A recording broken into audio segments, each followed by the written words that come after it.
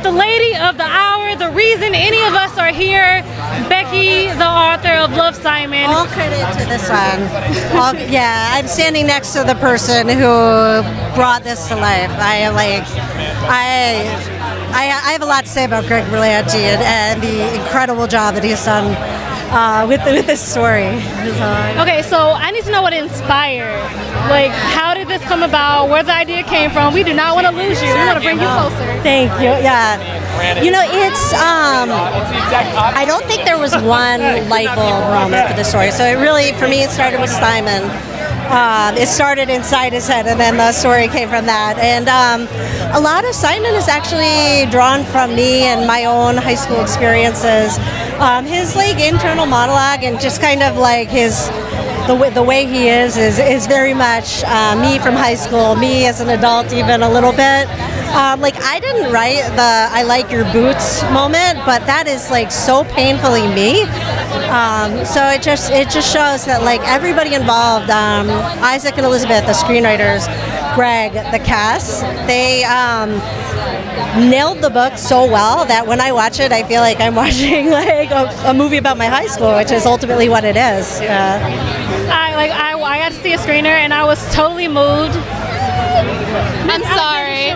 Hi, beautiful. I'm coming back. I just had to give her a squeeze. I mean, this is the woman. She's the reason why we're here.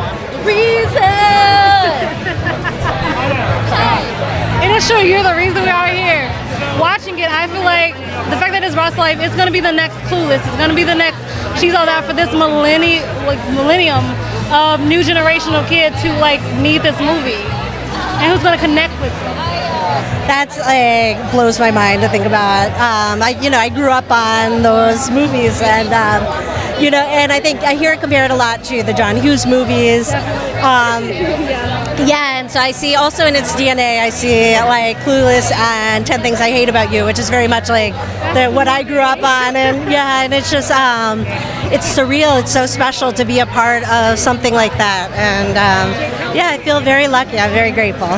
Now, one of my favorite parts of the trailer is when he says, "Why is straight the default, and why do only gay people have to come out?" Was that in the book? Because it really makes, like, when you think about it, you have a light bulb moment. Like, why is straight the default? Yeah, and I think that's something like with Simon. He like most people is marginalized in some ways. He's privileged in some ways. So he's kind of like grappling with the tension between those two. So he's thinking about why is straight the default, and then in the book a little later, it kind of has to hit him a little bit, like why is white the default too.